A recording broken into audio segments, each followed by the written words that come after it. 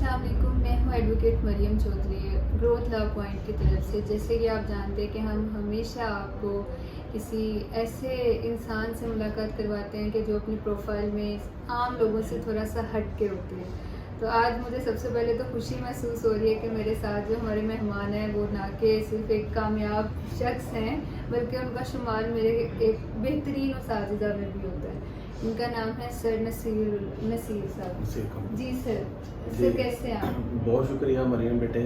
जी सबसे पहले तो मेरे लिए ये इज़्ज़त की बात है कि आपने मुझे अपने प्रोग्राम में इनवाइट किया नहीं सर, ये मेरे और लिए ऑनर की बात है। आप बिल्कुल माशाल्लाह खुद जो है वो छोटी उम्र में बहुत अचीवमेंटें आपने माशाल्लाह हासिल कर ली हैं। आप बहुत शायरा हैं, मोटिवेशन स्पीकर हैं, वकील हैं, उस्ताद हैं, तो मैं आपको अप्रिशिएट करता हूँ और आपका शुक्रिया अदा करता हूँ। बहुत शुक्रिया सर। सर के तारुफ की बात की जाए तो सर इस वक्त हाल ही में एक लॉ कॉलेज में एज अ वाइस प्रिंसिपल अपनी सर्विसेज दे रहे हैं। माशाल्लाह से 18 साल से ज़्यादा सर ने वकालत को दिया और भी इसके साथ सर ने बेशुमार कामयाबियाँ हासिल की हैं। तो आज सर से ही जानते हैं कि सर ने ज़िंदगी का इतना भरा सफ़र किस तरह तय किया। यकीनन हम इससे कुछ सीखेंगे आपसे। सर सबसे पहले तो आप अपनी टीचिंग लेवल का बताएं कि पढ़ाने में आपने किस तरह इस चीज़ को समेटा। जी बिस्मिल्लाहिर्रहमानिर्रहीम। बहुत शुक्रिया बेटे, ये बड़ा बुनियादी सवाल है। बेसिकली मैंने जब लॉ किया 2001 से 4 का मेरा सेशन था, फिर मैंने वकालत शुरू की तो मुझे फिर 2008 से 10 के सेशन में मैंने यूनिवर्सिटी ऑफ साउथ एशिया से LLM किया।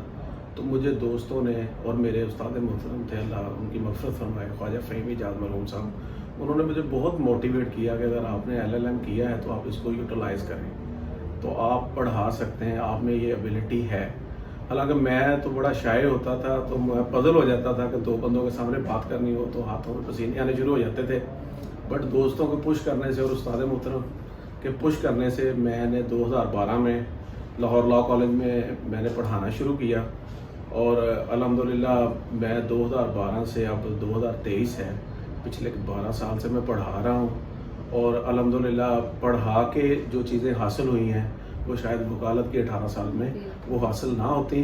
और मैंने समझे कि सैकड़ों में शागिर्द अपने जो है बच्चे और बच्चियाँ जो हैं वो इन 12 सालों में मुझे मिले हैं, जिनमें से मेरी खुशबख्ती है कि मरियम चौधरी जो है वो मेरी शागिर्द है। तो बल्कि ये मेरी खुशनसीबी है, मैं आपके शागिर्दों में मेरा शुमार है। माशाल्लाह से ये बहुत अच्छा सफ़र है और कहते हैं कि पढ़ाना एक ऐसा अमल है जिसमें आप हमेशा सीखते हैं।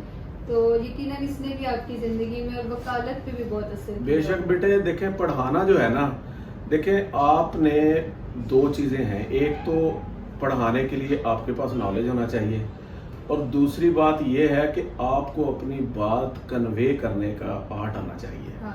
पढ़ाना एक बहुत बड़ा आर्ट है और मैं ये तो नहीं कहता कि मैं बहुत लायक फाइक उस्ताद हूँ, लेकिन मैं अल्हम्दुलिल्लाह इस चीज़ पे मैंने हमेशा इस चीज़ को मद्देनज़र रखा है कि जो चीज़ मुझे आती है या जिस चीज़ का कॉन्सेप्ट मेरे पास है तो मैं ग्रास रूट लेवल पे जाके बच्चों को वो कॉन्सेप्ट कोशिश करता हूँ कि वो ट्रांसफ़र हो जाए। और यही वजह है कि मुझे हमेशा 12 सालों में कभी भी ये ऐसा महसूस नहीं हुआ किसी लम्हे भी कि मुझे किसी शागिर्द के सवाल ने परेशान किया है या मुझे ऐसा फील हुआ है कि ये प्रोफेशन में मैं मिसफिट था।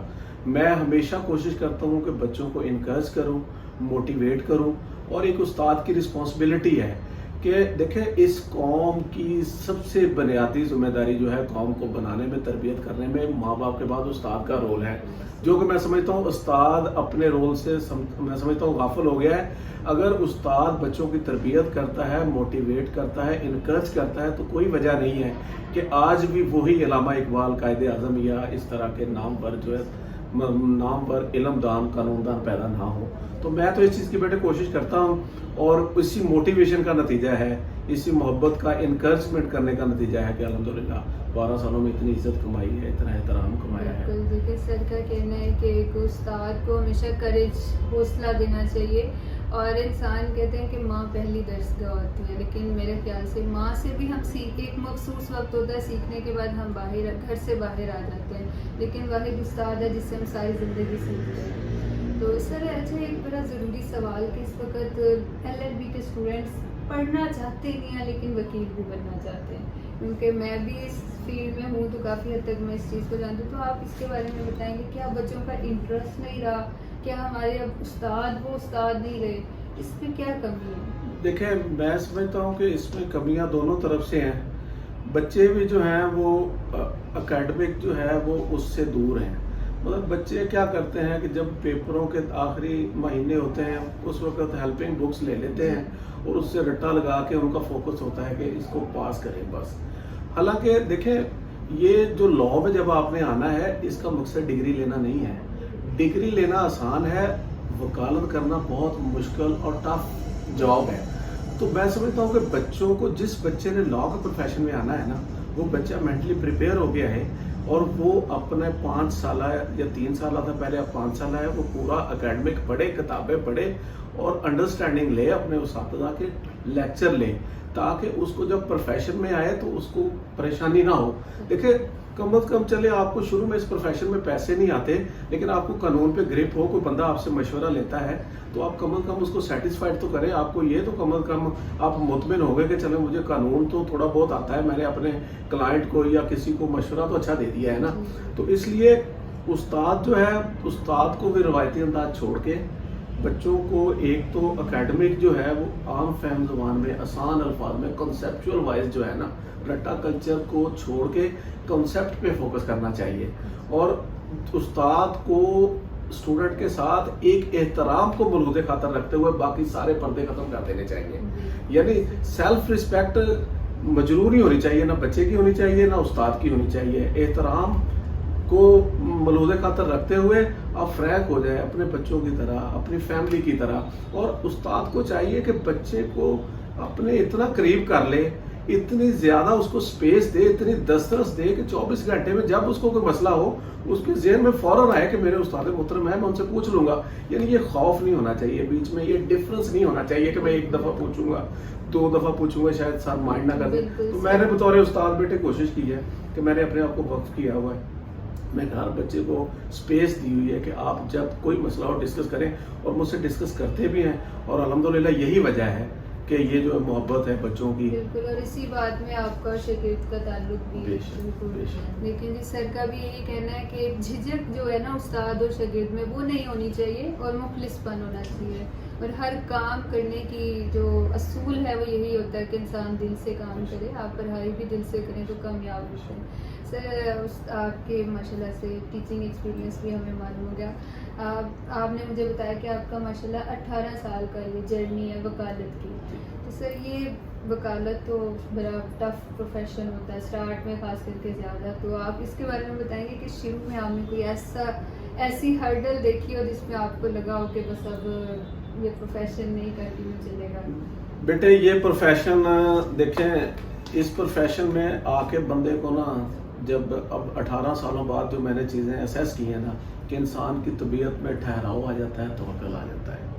اور میں سمجھتا ہوں کہ شروع کے سال بہت مشکل ہوتے ہیں.